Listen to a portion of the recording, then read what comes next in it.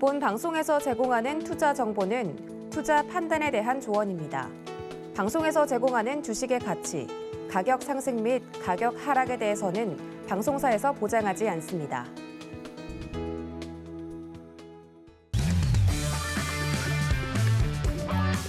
안녕하세요. 해외 선물 신세계 리턴즈. 지난주에 이어서 한 번 더 인사를 드립니다. 저는 진행을 맡은 이혜은이고요. 자, 한국 시간으로 밤 10시 30분에 개장한 미국의 3대 지수는요. 일제히 하락 출발해서 지금도 역시 하락세 이어가고 있습니다. 자, 5월 대차 대조표 축소 계획이 공개된 이후에 상승세를 보이던 미국의 10년물 국채 금리가요. 2.7%에 도달을 했습니다. 여기에 유엔 식량농업기구가 러시아의 우크라이나 침공 영향으로 곡물 가격이 12.7% 상승했다라고 밝히면서요. 식품 가격 급등에 따른 인플레이션 우려가 깊어지고 있고요. 또 유로존이 러시아산 에너지에 대한 제재를 강화하려는 움직임을 보이고 있습니다. 또 상하이 봉쇄 조치로 인한 중국발 물류난까지 더해지고 있는 상황인데요. 금리 변동성이 높은 금리 인상 초기에 더해지는 여러 가지 변수들, 헤아릴 것들이 참 많은 시기입니다. 자, 여러분을 위해서 해외 선물 신세계 리턴즈에서 투자의 맥을 짚어드릴 거니까요. 지금부터 1시간 채널 고정하고 함께해 주시길 바랍니다. 네, 참여 방법도 안내를 해드릴게요. 노란톡 오픈 채팅방을 통해서 해외 선물과 관련된 모든 궁금증을 받고 있습니다. 시장 이야기 나누시면서요. 질문들 바로바로 해결해 드릴 거니까요. 자, 궁금증 미리 남겨주세요. 참여 방법은 오픈 채팅방에 신세계 검색하셔도 되고요. 샵 0082번으로 선견선생 4글자 보내주시면 링크를 보내드리고 있습니다. 지금 화면으로 나가고 있는 QR코드, 휴대전화 카메라로 스캔하시면 즉시 입장이 가능하니까요. 코드 번호 입력란에는 0707 넣어주시면 됩니다. 자, 보내주신 질문들 방송 진행하면서 해결해 드리도록 하겠습니다.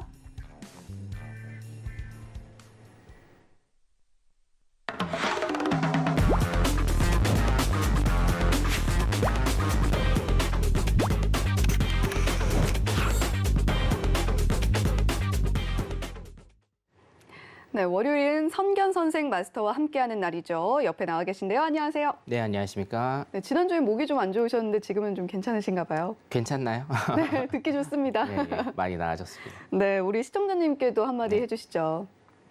네, 시청자 여러분 안녕하십니까. 성기현 선생이고요. 시장이 의외로 변동성이 좀 많이 커졌어요. 우리가 사실은 저번 주에 FOMC 의사록 공개가 있었는데 뭐 아는 내용 일단은 다 나왔지만 네. 제가 항상 강조드리다시피 실제 시장 참여자들이 어떻게 이것을 받아들이느냐가 가장 중요하거든요. 굉장히 충격적으로 받아들이는 것 같습니다. 자, 일단은 오늘 또 이슈가 하나 좀 있었죠. 항생장이 굉장히 큰 폭으로 하락을 했습니다. 소비자 물가지수에 따른 건데요. 이거 한번 제대로 오늘 짚어드리겠습니다. 잠시 후에 뵙겠습니다. 네, 이렇게 지금 선견선생 마스터가 어떤 이야기 오늘 해주실지 간단하게 이야기를 해주셨는데요. 자, 지금 현재 시각 10시 57분 지나가고 있습니다. 먼저 오늘의 이슈부터 체크를 해보고 들어가시죠. 네, 오늘의 이슈 나스닥입니다. 제임스 블러드 세인트루이스 연은 총재가요. 물가 안정을 위해서 올 연말까지 기준금리를 3.5% 수준까지 올려야 한다라고 말했습니다. 골드는요, 미 연준의 긴축과 글로벌 인플레이션, 그리고 지정 확정 리스크에 한 주 동안 1.1% 상승했습니다. 5일입니다. 중국 상하이의 코로나19 봉쇄로 인한 수요 감소와 달러 강세에 하방 압력이 높아지고 있습니다. 마지막으로 유로 FX입니다. 식량 대란 위협 속에 프랑스 마크롱 대통령의 연임이 불확실해지면서 하락세 이어가고 있습니다. 네, 나스닥부터 유로 FX까지 오늘 시장의 중요한 이슈와 시세 짚어봤는데요. 자, 현재 구간에서 나스닥은 어떤 전략 가져가야 할지, 자, 팻말 준비되셨나요? 네, 팻말 들어서 확인해 보겠습니다. 하나, 둘, 셋. 네, 우리 선견 선생 마스터는 매도 팻말 들어주셨습니다. 자, 이야기도 더 들어보죠. 네, 차트 잠깐 볼까요?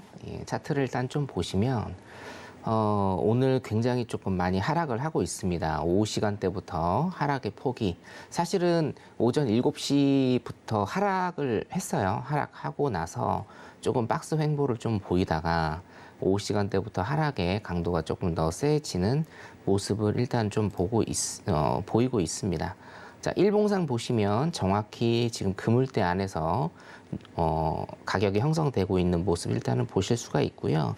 PPT를 잠깐만 좀 보실게요. 처음에 PPT를.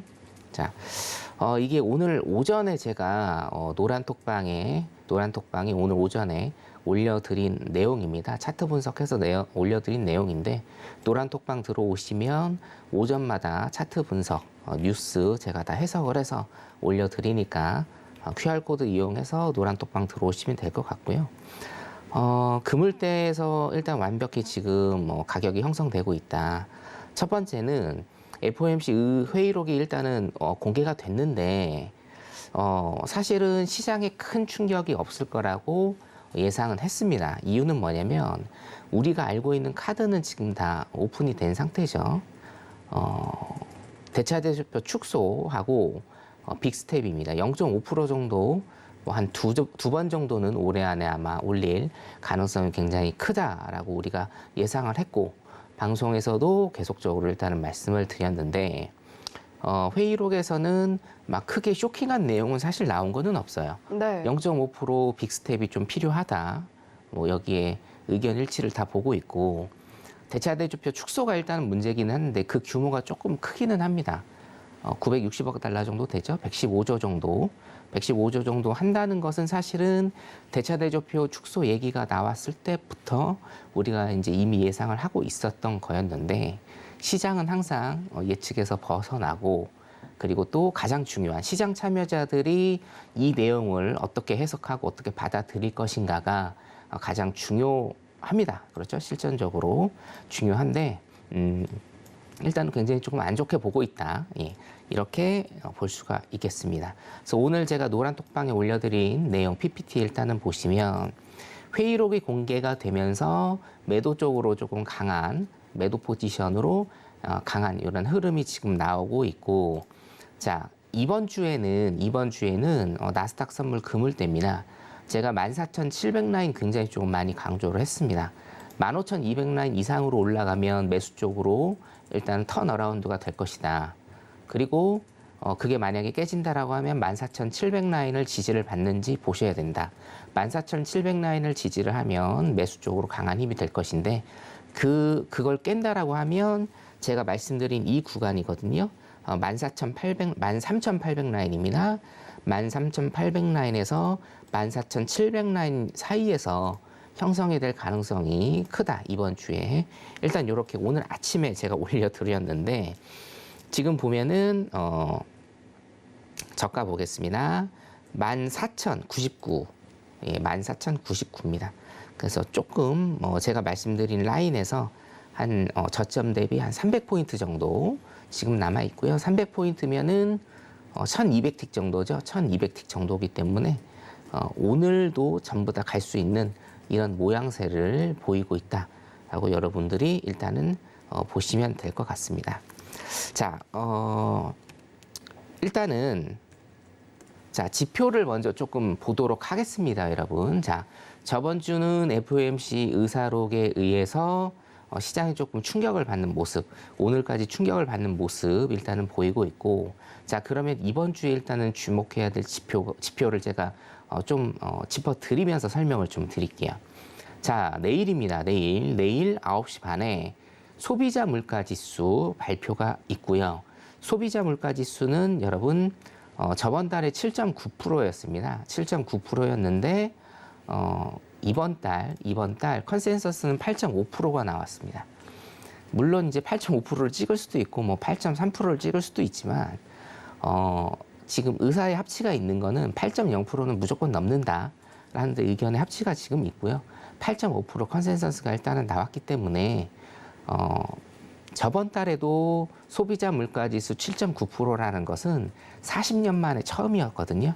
이번 8.5%도 40년 만에 처음입니다.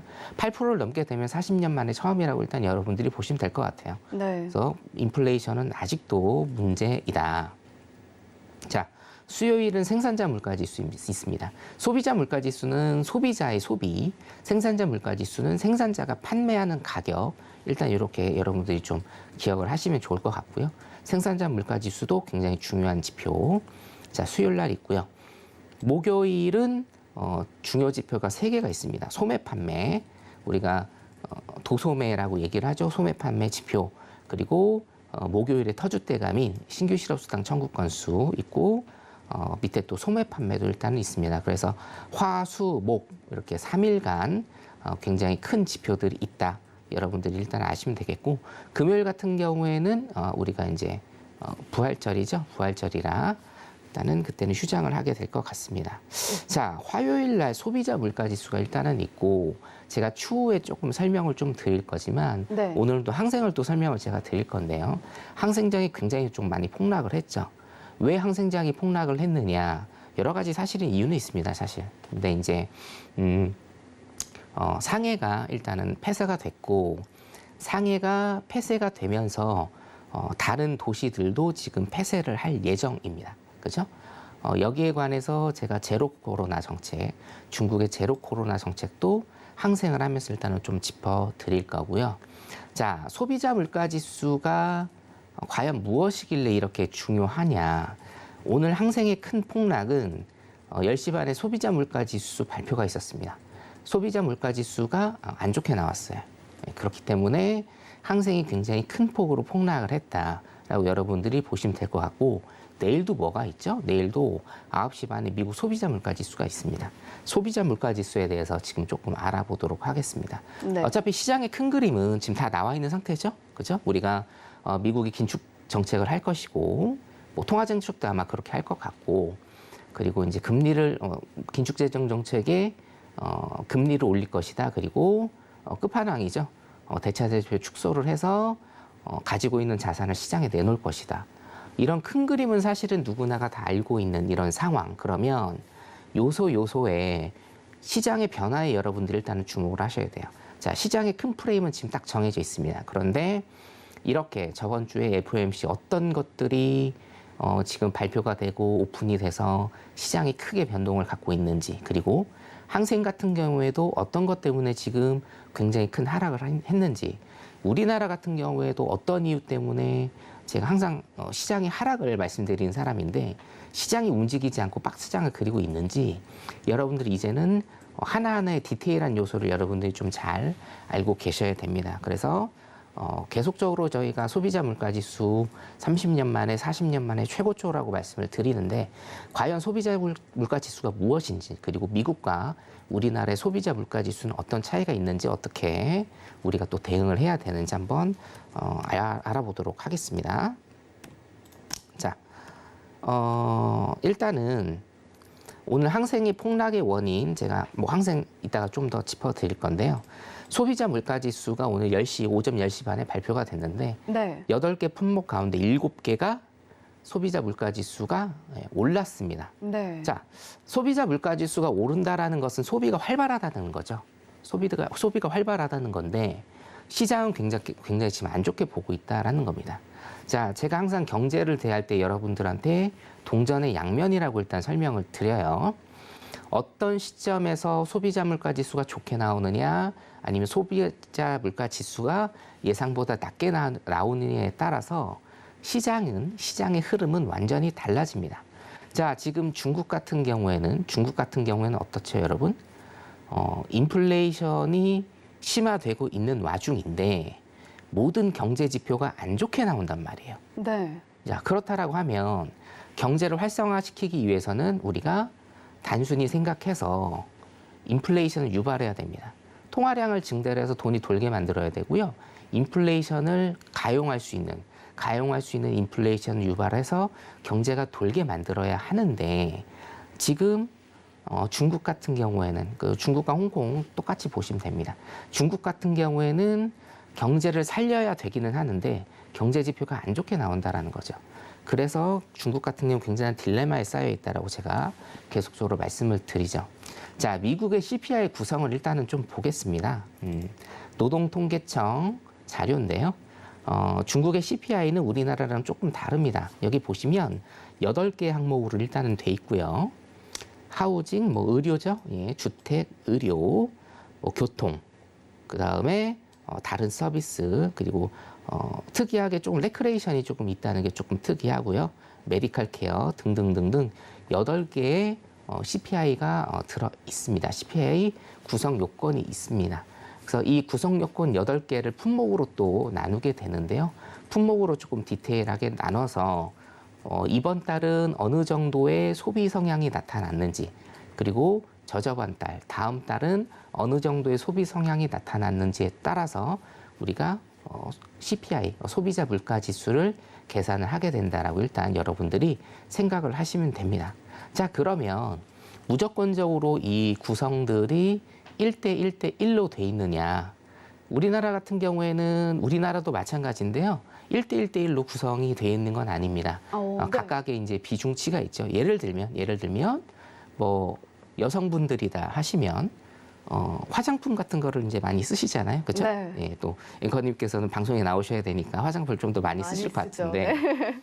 여성분 같은 경우에, 그리고 조금 젊은 여성분 같은 경우에는 화장품 소비에 조금 비중을 많이 줄 것이고, 그렇죠? 뭐 한 40, 50대 직장인들 같은 경우에는 뭐 담배값이나 네. 주류비, 술값 이런 데 조금 소비 지출이 좀 많을 겁니다. 그래서 일률적으로 이런 것들을 1대1로 보는 것들은 아니고 가중 평균치를 둬서 쓰게 되는데, 자, 미국 CPI 같은 경우에는 지금 굉장한 가중치를 주는 게 텍스트가 조금 많기는 한데요. 요거를 이제 다 담아야 돼서 제가 갖고 왔습니다. 세 번째 노란 박스만 일단, 세 번째 빨간 박스죠. 세 번째 빨간 박스만 좀 보시면 될 것 같은데, 하우징입니다. 하우징. 주택 가격이 일단은 42%, 전체 100% 중에 100%의 구성 요건 중에 주택, 하우징이 42%나 차지를 합니다. 네. 굉장히 많이 조금 차지를 하는 편이고, 자, 미국은 잘 아시다시피 전세 개념이 없어요. 그렇죠? 네. 자가, 모기지 대출을 이용한 자가, 혹은 이제 렌탈인데, 미국 같은 경우에는 42%나 일단은 되기 때문에 거의 절대적으로 미국의 주택 가격에 의해서 CPI가 구성이 된다라고 일단 여러분들이 보시면 돼요. 우리나라도 마찬가지지만 CPI 중에 가장 큰 변동성을 지키는 게 혹시 어떤 거라고 생각을 하시는지 제가 질문을 좀 드려도 될까요? 뭐 어페럴, 뭐 식료품, 뭐 주택 가격 등등등등이 있는데 뭐가 제일 밀접하게 조금 관련이 있을 미국이 것 주택 같으세요? 가격이 미치는 영향이 크니까 네네. 우리나라도 그렇지 않을까 좀 네, 싶긴 한데. 맞습니다. 일단은 주택 가격이 큰 비중을 차지하는 건 맞는데, 네. 가장 큰 비중은 주택 가격이 가장 크게 차지를 하는데요. 네. 가격의 변동, 가격의 가격의 변동 같은 경우에는 아무래도 먹는 식료품. 거. 그렇죠. 네. 빙고. 그 식료품에 대한 이 가격 변동이 굉장히 크게 나타나죠. 우리나라도 마찬가지입니다. 네. 그렇죠? 그렇기 때문에 이 식료품에 대한 가격 변동, 이게 CPI를 구성하는 요소 중에 가장 중요한 요소라고 일단은 생각을 하시면 되겠어요. 자, 그래서 여러분들 2주 전에 제가 여러분들한테 한국은행 자료를 조금 소개를 시켜드린 적이 있는데, 뭐 시청자분들 기억나실런지 모르겠습니다. 작년부터 올해 2월까지의 어떤 주택 가격 변동과 신규 주택 승인 건수 등등등등의 자료를 제가 설명을 좀 드린 적이 있습니다. 주택 가격 같은 경우에는 굉장히 중요한 지표입니다, 여러분.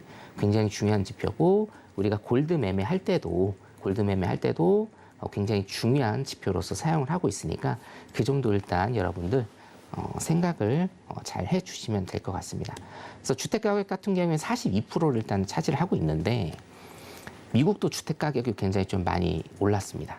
예, 굉장히 많이 올랐죠? 네. 굉장히 많이 올라서 CPI가 계속적으로 증가를 하는데, 자, 주택 가격 굉장히 많은 부분을 차지하고 있고, 식료품 요즘 공급난이 좀 심화가 됐죠. 그리고 주유, 이 세 가지가 굉장히 많은 가격 변동을 지금 이루고 있다라고 네. 보시면 되기 때문에, 자, 이 세 가지만 제가 언급을 해도 미국의 CPI가 굉장히 소비자 물가 지수가 굉장히 커지는 게 당연하다라는 이런 느낌을 시청자 여러분들도 받으실 겁니다. 그래서 일단은 이 CPI가 구성 요건이 이렇게 되어 있고 주택 가격, 제가 소개 한 2주 전에 해드렸죠. 주택 가격, 식료품, 주유 요 세 가지가 굉장히 큰 가격 변동을 나타내고 있기 때문에 물가가 이렇게 상승을 하고 있다라고 일단 여러분들이 생각을 하시면 됩니다. 자, 그러면 미국 CPI도 중요하지만 우리나라 CPI도 굉장히 중요하겠죠. 네. 지금 우리가 살고 있으니까. 그렇죠. 네. 자, 여러분들 느끼다시피 저도 사실 장을 좀 많이 보는데요. 네. 장을 마트를 좀 자주 갑니다. 지금 어, 자주 가는데 요리를 좋아하시나요? 제가 이제 살림을 일정 부분 좀 하고 있기 때문에 네. 장을 굉장히 좀 자주 보는데 과일 값하고 채소 값이 너무 많이 올랐어요. 그렇죠. 상추 사 먹기가 너무 두려울 정도거든요. 고기 먹을 때는 상추 없이 그냥 먹습니다. 굉장히 조금 많이 올랐죠. 자, 우리나라는 어떻게 지금 되고 있냐면 사실 우리나라 CPI에 대한 문제점 제가 몇 가지 지적을 해드렸는데 여기에서도 지적을 좀 해드리겠습니다. 자, 우리나라 같은 경우에는 12개 품목입니다, 여러분. 12개 품목에서 약 한 400개가 넘는 디테일하게요.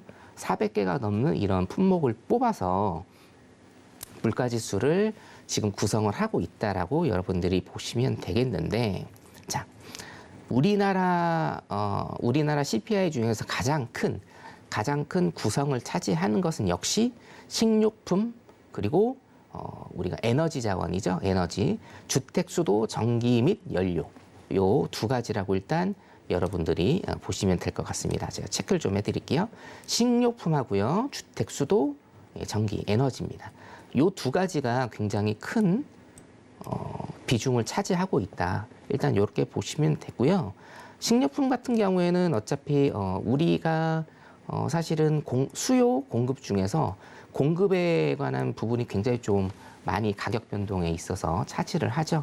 그래서 이거는 사실 어쩔 수 없다라고 보는데 지금 문제가 되는 것은 일단은 주택이라고 저는 봐요. 네. 자, 우리나라 CPI를 지금 조금 보실게요. 우리나라 CPI 지표를 지금 조금 보시고 제가 설명을 좀 드리겠습니다. 자, 우리나라 CPI 지금 3월입니다. 3월분인데요. 지금 우리나라 통계청에서 얼마 전에 업데이트된 거를 제가 오늘 가지고 왔습니다. 여기 보시면 전년 동월 대비, 그죠? 전년 동월 대비해서 4%가 일단 올랐습니다. 미국이 지금 8%대가 내일 뜰 것 같고 우리나라 같은 경우에도 4%대가 떴습니다. 물가가 상당히 많이 올랐다라는 거고 네. 우리가 이제 체감 물가라고 하죠. 체감 물가 같은 경우에는 아마 더 올랐을 겁니다. 이 4%라는 건 굉장히 우리가 사실은 쓰지 않는 품목도 다 더해서 4% 올랐다라고 일단은 이렇게 우리가 산술적으로 해놓는데 네. 우리가 쓰지 않는 것까지 분모로 다 처리를 하니까 더 많이 낮아지겠죠. 하지만 우리가 460개 품목을 다 쓰진 않잖아요. 네. 그렇기 때문에 체감 물가는 더 오를 거고 우리나라 같은 경우에도 굉장히 물가 수준이 심각하다라고 보시면 돼요. 세계적인 현상입니다. 어쩔 수가 네. 없어요. 물론 제가 항상 강조드리지만 한 나라의 경제가 발전이 되고 시간이 지나고 산업이 발전이 되고 인구가 늘면서 통화량이 증대가 되고 화폐 가치가 떨어지면서 인플레이션이 유발되는 것은 지극히 뭐라고 할까요?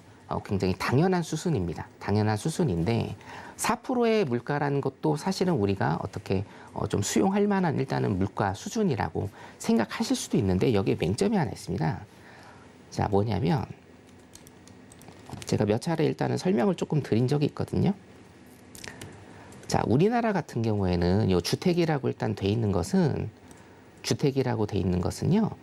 주택을 사고 판 매도 매수에 의한 그런 가격이 아니라 네. 렌탈 비용이라고 일단 생각을 하시면 돼요. 자, 쉽게 풀어서 말씀을 드리면 우리나라 지금 아파트 가격, 주택 가격이 굉장히 좀 많이 올랐지 않습니까? 네. 굉장히 많이 올랐죠. 몇 배 정도 일단 올랐는데 자, 이 몇 배 정도 오른 가격은 CPI 안 들어갑니다. 왜 안 들어가나요? 이것은 어떤 제가 명확히 말씀드리면 네. 이거는 소비라고 보는 게 아니고 CPI는 소비 지수잖아요. 네. 소비라고 보는 게 아니라 우리나라 통계청에서는 제가 그런 게 아니고 통계청에서는 이건 투자라고 봅니다. 예, 투자 지표라고 일단은 보기 때문에 네.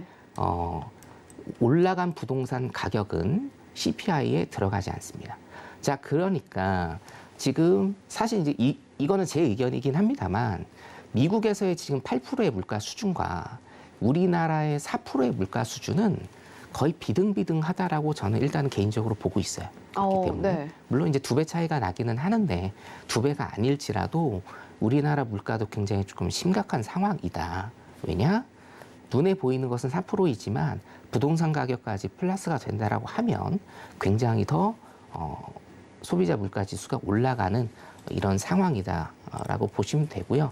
그렇기 때문에 물론 그렇기 때문에 우리나라 금리를 올리는 이유도 미국에서 금리를 올리니까 우리나라가 자금 이탈, 외국 자본의 자금 이탈을 막기 위해서 금리를 올리는 것도 있지만 사실상 보면 우리나라 물가도 그렇게 만만한 수준은 아니다라고 일단 여러분들이 보시면 될 것 같습니다. 그 가중평균치를 제가 아까 설명을 드렸는데 한 번만 조금 짚고 넘어가겠습니다. 식료품 있죠? 식료품. 우리나라는 식료품이 일단은 1000단위로 지금 돼 있어요. 100단위가 아니라 1000단위로 하면 154로 굉장히 높은 수준. 그리고 주택, 전기 및 연료, 에너지 자원이죠. 에너지 자원이 이 두 개만 합쳐도 30%가 훨씬 넘어가는 이런 모습을 일단은 보이고 있다라고 여러분들이 보시면 될 것 같습니다. 자, 그래서 왜 미국 CPI가 이렇게 구성이 되어 있고 물가가 지금 왜 오를 수밖에 없는가? 그리고 우리나라 CPI와의 그 비교. 우리나라 CPI가 어떤 문제점을 조금 가지고 있는지에 대해서 그리고 그 문제점이 무엇이고 여러분들이 생각해 보셔야 될 게 무엇인지 제가 일단 좀 말씀을 드렸고요. 자, 미국의 CPI가 내일 발표가 되고 우리나라도 낮지 않은 수준이고, 그죠? 그리고 변론으로 우리 이제 한국은행 내정자 이창용 내정자와 지금 추경호 경제부총리가 일단은 지명이 됐습니다. 네. 인터뷰를 보면 딴 거 없습니다. 일단은 물가를 잡겠다. 그리고 두 분이 어차피 시장경제주의자이기 때문에 제 예상으로는 국가가 시장에 개입하는 것을 굉장히 극도로 꺼려려 하시는 분들의 성향이에요. 특히나 이제 한국은행 지명자 같은 경우에는 경제학자 출신이기 때문에 그래서 이 물가를 어떻게 잡는지에 관해서도 여러분들이 좀 주목하셔야 될 것 같고, 자, 미국 CPI, 우리나라 CPI, 그리고 오늘 항생이 굉장히 많이 좀 폭락을 했습니다. 네. 항생 차트 좀 넘어가 보도록 할게요. 자, 항생을 일단은 보시면 여러분, 항생 같은 경우에는 지금 오늘 주간장이거든요. 주간장에 굉장히 조금 많이 빠졌습니다. 고가가 21,944였고요. 저가가 21,109였으니까 약 800틱 정도 일단은 굉장히 많이. 그러니까 10시 15분에 항생장이 시작을 하고 나서 지속적으로 하락을 하는, 계속적으로 하락을 하는 이런 모습을 보였고, 사실 한 800틱 정도 지금 빠졌는데요. 800틱 빠진 게 많이 빠진 게 아니다라는 생각이 들 정도로 굉장히 시장이 오늘 많이 좀 하락을 했죠.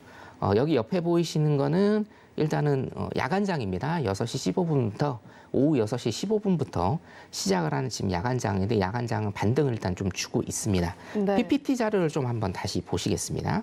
이게 어떤 이유에서 지금 일단은 빠졌고, 자, 여기 일단 보시면 일단 제가 설명을 드릴게요. 이게 오늘 이제 노란 톡방에 제가 또 띄워드린 거고요. 지난주 미국 시장 낙폭에 비해서 중국이랑 항생 시장 굉장히 좀 조용했습니다. 낙폭에 비해서. 그러니까 저번 주 같은 경우에는 목요일 날, 금요일 날까지 굉장히 조금 많이 미국 시장이 하방을 치는 이런 모습을 보였는데 항생 시장 굉장히 좀 조용했어요. 항생 시장 좀 조용했고, 일단 이거의 이유, 저번 주 목요일과 금요일의 이유는 여기 밑에 제가 텍스트로 해드렸다시피 미국 시장에 상장돼 있는 중국 기업들, 중국 본토의 기업들 포함해서요, 한 270여 개가 일단 상장이 돼 있습니다. 이 270개를 사실은 다 날릴 수가 없죠. 그래서 중국이 미국의 회계 감사도 다 받겠다. 원하는 대로 일단은 다 맞춰주는 이런 모습을 보였기 때문에 V자 반등 후에 큰 폭의 하락 없이 일단은 박스를 치면서 안정적으로 가는 듯 싶었으나 상하이 폐쇄가 있었고요. 그 다음에 미국의 긴축이 생각보다 굉장히 쇼킹했다. 그 다음에 굉장히 중요한 거, 오늘 제가 말씀드린 소비자 물가지수 10시 반에 발표된 중국의 소비자 물가지수가 안 좋게 나왔기 때문에 시장은 하방으로 오늘 계속 갔다라고 일단은 보시면 됩니다. 여기 적어드린 대로 여기입니다. 제가 오늘 아침에 올려드린 건데요. 2800입니다. 2800. 제가 선을 하나 좀 그어 드릴게요. 요 2800 라인입니다. 자, 요 2800 라인 정도를 일단은 지키는지 안 지키는지가 사실은 굉장히 중요한 관건이다. 2800 라인을 지킨다라고 하면 제가 처음에 말씀드린 대로 2800에서 약 한 22,500 정도, 자, 2800에서 22,500 정도의 박스장을 그리는 흐름을 나타내다가 다시 어떤 요인으로 인해서 위쪽으로 레벨업을 하든지 아니면 아래쪽으로 레벨 다운을 하든지, 자, 이렇게 일단은 될 것이다. 그렇기 때문에 여러분 2800 라인이면 항생은 2800 라인 지지 여부가 굉장히 중요한 지지 여부가 되리라고 일단은 보고 있습니다. 자, 항생 여기까지 일단은 마치겠습니다. 네, 국내 CPI와 미국 CPI 비록 4%, 8%로 다른 수치를 보이고 있지만 구성 요건들과 또 산정하는 기준이 다르기 때문에 사실상 우리나라도 미국만큼이나 물가가 굉장히 높은 수준이라는 것은 명백한 상황이다라고 CPI 관련해서 이야기를 해주셨고요. 또 항생지수가 하락한 점에 대해서는 상해 폐쇄 그리고 미국의 긴축이 미친 영향과 중국 소비자 물가지수 역시 안 좋게 나왔던 점이 복합적으로 영향을 미쳤다 이렇게 이야기를 해주셨어요. 항생 같은 경우에는 특히 2800 라인 지지 여부 꼭 확인해 보셔라 라고 이야기를 해주셨습니다. 자, 그러면 이제 국내 선물에 대해서도 이야기를 좀 해주시죠. 네네, 국내 선물 말씀을 좀 드리겠습니다. 네. 자, 국내 선물 같은 경우에는 저 이제 시장 하락주의자입니다. 지금은 그렇기 때문에 계속적으로 작년부터 시장의 하락을 말씀을 드렸고 시장의 하락 값이죠. 지수라고 일단 제가 표현할게요. 시장 하락 지수를 계속적으로 일단은 좀 맞추고 있는데 마찬가지입니다, 여러분. 자, 일단 요거 PPT 잠깐 좀 보실게요. 타이틀을 제가 조금 읽어드리면 자, 새로운 박스 라인입니다. 새로운 박스 라인인데요. 지금 보시면 349 라인에서 367 라인입니다. 자, 349 라인에서 367 라인에 새로운 박스장이 일단은 형성이 됐다라고 일단은 보시면 될 것 같은데, 자, 큰 스펙트럼 같은 경우에는 346 라인에서 374 라인인데 요걸 한 10포인트 정도 낮춘 이런 박스장이 지금 또 일단은 나오고 있죠. 또 나오고 있기 때문에 자, 여러분들이 일단 생각하셔야 될 거는 그거예요. 자, 보시면 자, 이게 어떤 지수가 레벨업이 될 것인가 레벨 다운이 될 것인가는 기술적 분석과 기본적 분석 두 가지를 통해서 일단 여러분들이 보시는 이런 연습을 하셔야 됩니다. 제가 시장의 하락을 말씀드렸던 이 구간, 그리고 박스장이 3개월에서 4개월 정도 계속 될 거라는 이 구간 딱 보시면 20포인트입니다. 380에서 400포인트, 20포인트를 만 4개월 동안 박스장을 주고 나서 다시 어떻게 됐습니까? 레벨 다운이 됐죠? 레벨 다운이 됐습니다. 큰 폭의 하락을 준 다음에 지금 같은 경우에도 다시금 시장이 박스장을 그리는 이런 모습을 일단 보이고 있다라고 보시면 됩니다. 자, 국내 시장 같은 경우에는 단편적으로 좀 오를 수는 있습니다. 지금 국내 시장 그 코스피 포인트가 2680선인가요? 90선 정도 일단 오늘 마감을 했잖아요. 그래서 2900 라인, 2850 라인에서 2900 라인까지는 시장의 흐름상 일단 더 갈 수는 있습니다, 여러분. 그죠? 자, 갈 수는 있는데 과연 이것을 뚫고 다시 레벨업이 되는지 이거는 다른 문제라 이거죠. 시장의 모멘텀이 굉장히 강력하게 뒷받침을 해주는 뭔가가 있어야 되는데, 자, 미국 시장 같은 경우에도 저는 시장의 상승을 일단 그렇게 확률적으로 많이 보지는 않습니다.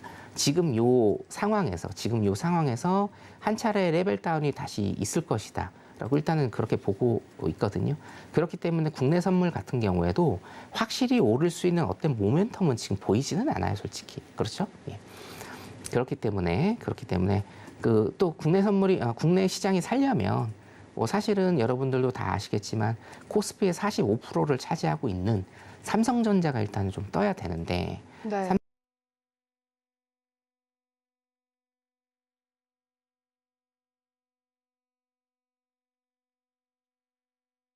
가고 있지는 않습니다. 따라서 어떤 레벨업이 될 수 있는 단계, 어떤 모멘텀 이런 게 조금 부족하다. 그리고 노란톡 들어오시면 아침에 제가 브리핑 자료를 계속적으로 올려드리면서 국내 시장에 관한 브리핑도 굉장히 제가 좀 자세하게 말씀을 드립니다. 이미 한국은행 이창용 내정자가 지명자가 내정됐을 때도 제가 이분의 성향 네. 그리고 향후에 시장을 대하는 관점에 대해서도 일단 여러분들한테 설명을 일단 드린 바가 있고 오늘 같은 경우에도 추경호 지명자가 일단 내정이 됐을 때도 어떤 식으로 일단은 시장을 바라봐야 되는지에 대해서도 여러분들한테 말씀을 드린 바가 있습니다. 우리나라 같은 경우에도 인플레이션이 굉장히 심하고 금리 인상 기조가 지금 계속적으로 되고 있기 때문에 금리 인상 시기에는 의외로 주식시장이 잠깐 오를 수는 있습니다. 제가 왜 그런지는 일단 설명드렸는데 다시 한번 설명을 드리면 채권을 가지고 있는 사람들이 채권을 실제로 매입을 해서 가지고 있는 사람들이 어떻게 된다? 상대적인 박탈감을 느낄 수가 있어요. 이거는 우리나라 주식시장에서 굉장히 뭐라고 할까요? 굉장히 조금 루틴적인, 굉장히 좀 흔하게 나타나는 이런 특징적인 현상인데 우리가 금리 인상 시기에는 주가가 내린다라고 일단은 보통 알고 있지 않습니까? 네. 이론적으로 일단은 그렇게 알고 있는데 주가가 초반에는 오히려 오르는 현상이 있습니다. 이유는 뭐냐면 내가 채권을 가지고 있는데 금리가 오른단 말이죠. 1%짜리 채권을 가지고 있는데 금리가 2%, 3% 올라요. 그럼 채권을 가진 내 입장에서는 어떻게 되죠? 상대적인 박탈감을 느끼게 될 수밖에 없습니다. 그렇죠? 그렇기 때문에 내가 가지고 있는 1%의 채권을 던집니다. 1%의 채권을 던지고 주식시장으로 단기적으로 올라갑니다. 이게 1997년도에 IMF 이후로 우리나라 주식시장에서 공통적으로 금리 인상 시기에 나타나고 있는 모습이에요. 그렇기 때문에 우리나라가 일단은 단기적으로 주식의 상승이 있을 수도 있으나 그게 턴어라운드나 아니면 어떤 레벨업을 해줄 정도는 절대로 아닐 것이다. 왜냐? 국내 선물이 오르려면 모멘텀이 있어야 됩니다, 여러분. 확실한 모멘텀이 있어야 돼요. 정말 아무것도 없는 상황에서 코로나 팬데믹 이후에 미국 시장이 V자 반등을 급격하게 그린 이런 상황. 그 분위기를 굉장히 좀 많이 탔잖아요. 네. 솔직히 오를 이유가 없었거든요. 분위기를 굉장히 잘 탄 거였습니다. 자, 그렇기 때문에 그런 모멘텀이 없는 이상은 레벨 다운을 한 번 더 할 수 있다라는 거죠. 예, 그렇기 때문에 제가 작년부터 이 시점부터 계속적으로 여러분들한테 말씀드린 가격 340포인트 정도, 국내 선물은 한 345포인트 정도로 제가 할게요. 345포인트, 그리고 코스피 가격은 2450선 정도까지 레벨 다운을 충분히 빠르면 6월까지 할 수 있는 이런 기술적으로 이런 분석들이 좀 보인다라고 제가 말씀을 드리고 싶습니다. 그래서 주식하시는 분들은 제가 항상 외재적 가치와 내재적 가치 말씀을 드립니다. 내재적 가치가 내가 가지고 있는 주식이 내재적 가치가 살아있다라고 하면 그냥 홀딩하시고 물 타시고 평단가 조절하시면 됩니다. 그리고 그런 내재적 가치가 어떻게 보이지 않는다라고 하시면 뭐 해진 전략을 수립하시든지 그렇게 일단 전략을 수립하시면 되고요. 일단은 저는 국내 시장은 계속적으로 하락의 방점을 두고 조금 부정적인 시각으로 지금 보고 있습니다. 국내 선물 여기까지 짚어보도록 하겠습니다. 네, 보통 금리 인상기에는 주가가 떨어진다라고 하는데 금리 인상 초반에는 오히려 반짝 시장이 오르는 흐름을 보여왔던 특성상 단편적으로는 시장이 오를 수 있다라고 전망을 해주셨고요. 하지만 확실히 오를 수 있는 모멘텀이 보이지 않는 상황이다라고도 덧붙여 주셨습니다. 자, 국내 선물은 345포인트, 코스피는 2450선까지 레벨 다운을 6월까지 할 수도 있을 것이다라고 조심스럽게 전망도 덧붙여 주셨고요. 자, 선견 선생 노란톡방에 들어오시면 그날의 이슈를 짚어주실 뿐만이 아니라 굉장히 디테일하게 분석을 또 추가로 해주십니다. 자, 선견 선생이라고 샵 0082번으로 보내주시면 선견 마스터와 이야기할 수 있는 노란톡방 참여할 수 있는 링크 보내드리고 있으니까요. 많이 들어오셔서 시장에 대한 전망도 짚어보시고 선물 투자뿐만이 아니라 국내 시장에 투자할 수 있는 투자 팁들까지 얻어가셨으면 좋겠습니다. 자, 이렇게 시장 이야기 해봤고요. 오늘 이슈랑 맞물려서 현재 구간에서 오일은 어떤 전략 가져가야 할지 역시 팻말 들어서 확인을 해보도록 하겠습니다. 자, 팻말이 준비되셨으면 확인해 보겠습니다. 하나, 둘, 셋. 네, 관망 팻말 들어주셨는데 이유 또 안 들어볼 수가 없습니다. 오일은요 정말 극강의 난이도입니다. 아, 오일은. 네. 네. 오일은 제가 사실은 그 차트 잠깐 볼게요. 일단 차트 보겠습니다. 예. 오일은 사실은 긴 말은 필요가 없고 네. 제가 두 가지 선을 저번 주에 일단은 그거 드렸어요. 보시면 93달러 일단은 중반선 하나 제가 좀 그어 드렸고 100달러 선을 일단은 조금 그어 드렸는데 다행스럽게도 종가 기준으로 일단은 두 번째 라인이죠. 두 번째 라인인 93.40달러 정도를 일단은 지금은 지지를 하고 있는 모습은 보이고 있습니다. 근데 이제 오일 같은 경우에도 제가 이제 두 가지를 말씀을 드렸죠. 수요의 측면과 공급의 측면이 있는데 공급의 측면이 일단은 뚫려야 어떤 오일의 안정세가 지속이 될 것이다라고 일단은 말씀을 드렸습니다. 자, 이 안정세에 일단은 여러분들이 좀 집중을 하셔야 됩니다. 안정세라는 것은 큰 변동 없이 흘러간다라는 겁니다. 가격이 내린다, 가격이 오른다의 개념이 아니고요. 큰 변동성 없이 안정적으로 가격이 형성된다라는 거죠. 자, 그러면 일단 인플레이션하고 우리가 조금 같이 볼게요. 이 개념을. 자, 오일은 지금 엄청나게 레벨업을 많이 했어요. 근데 앵커님도 잘 아시다시피 물가라는 거, 가격이라는 것은 하방경 직성이 있죠. 그렇죠? 네. 하방경 직성이 있기 때문에 내리지 않습니다. 그리고 내리려고 하지도 않고. 그러더라고요. 예, 예, 맞습니다. 분명히 그렇죠? 올린다는 이야기는 있는데 다시 떨어진다는 이야기는 없더라고요. 예, 예, 다시 떨어진다는 얘기는 없죠. 네. 자, 그렇기 때문에 오일도 사실은 지금 마찬가지예요. 이 선물이기 때문에 굉장히 변동성이 큰 것은 맞지만 레벨 다운이 된다라고 해서 사실상 우리가 예전처럼 뭐 30달러, 20달러, 뭐 40달러로 가느냐, 그거는 아닐 거란 얘기죠. 자, 그렇기 때문에 어느 정도의 적정 수준의 가격을 우리가 일단은 예측을 해야 된다라는 겁니다.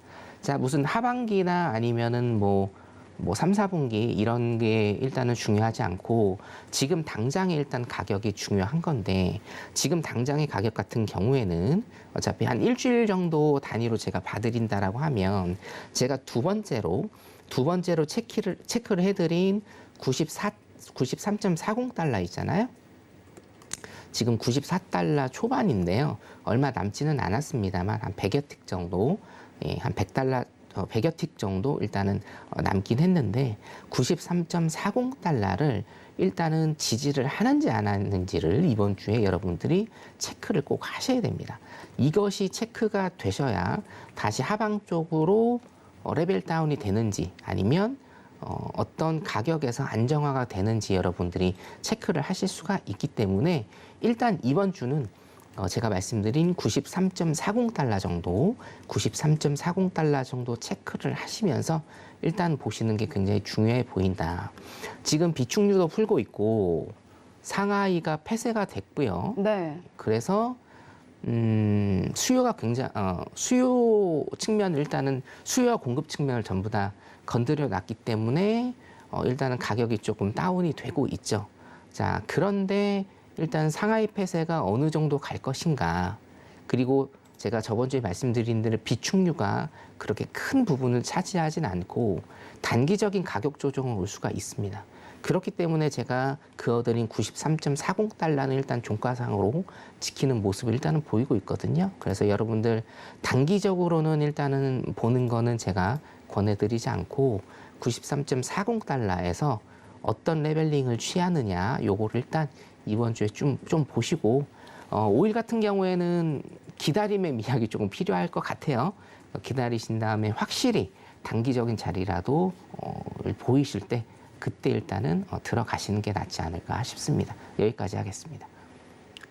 네, 5일은 정말 극강의 난이도다 이렇게 이야기를 해주셨어요. 관망 팻말 들어주셨는데 그럼에도 적정 수준의 가격을 예측해야 할 텐데 지금 당장의 가격을 예측을 해보면 일단은 93.40달러 이번 주에 지지 여부 꼭 체크해 보셔야 한다고 이야기를 해주셨고요. 추가로 노란톡방에서 그리고 다음 주에 또 이야기를 해주실 테니까 이 지지 여부 보면서 관망하셔라라고 이야기해 주셨습니다. 자, 그리고 저희 노란톡방에 지금 올라온 질문인데요. 자, 써니님께서 남겨주셨습니다.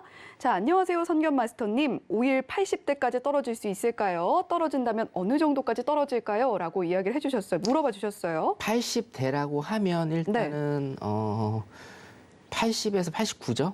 네. 그래서 80달러 선으로 일단은 좀 말씀을 드려볼게요. 네. 자, 하나 지금 써니님께서 질문하셨으니까 선 하나 더 그어드리도록 하겠습니다. 직선을 제가 하나 좀 그어드리면 요 라인입니다. 요 라인. 일단은 제가 3개 그어드렸는데 요거 위에 거는 일단은 깨졌으니까 없는 셈 치시고요. 93.40달러 하나 좀 그어드리고요. 87.45달러 정도 되네요. 87.45달러 정도 일단은 제가 하나 더 그어드리겠습니다. 자, 이거를 만약에 깬다라고 하면 진정한 80달러 선 레벨링이 지금 나올 것 같고요. 노란 톡방에 지금 써니님 계신 걸로 제가 일단은 알고 있는데 혹시 안 계시다라고 하면 노란 톡방에 들어오시면 제가 가격 라인 같은 경우에는 지금 이번 주에 제가 저번 주 같은 경우에도 5일 실전 매매는 한 2번 정도 여러분들한테 일단은 좀 해드렸고 지금 87.45달러입니다. 87.45달러 정도 지지 여부 일단은 좀 보시는 게 나을 것 같고 나머지 단기적인 일단은 시세와 단기적인 가격대 같은 경우에는 제가 이번 주에 노란 톡방에다가 띄워 드릴 테니까 그쪽으로 오시면 될 것 같습니다. 네, 여기까지입니다.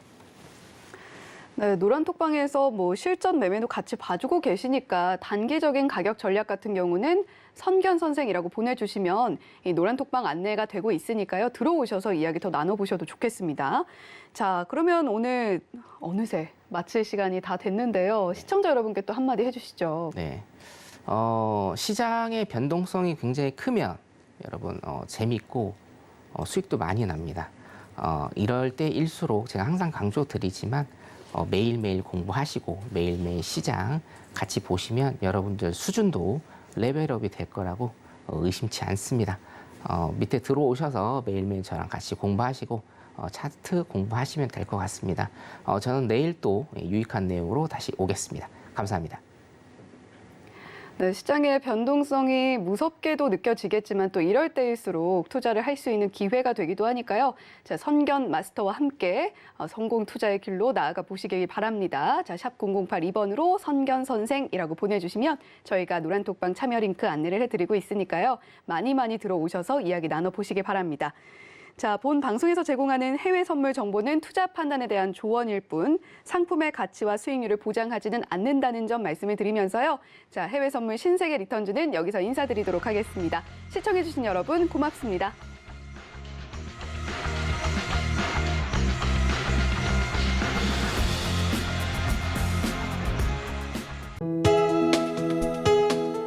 본 방송에서 제공하는 투자 정보는 투자 판단에 대한 조언입니다. 방송에서 제공하는 주식의 가치, 가격 상승 및 가격 하락에 대해서는 방송사에서 보장하지 않습니다.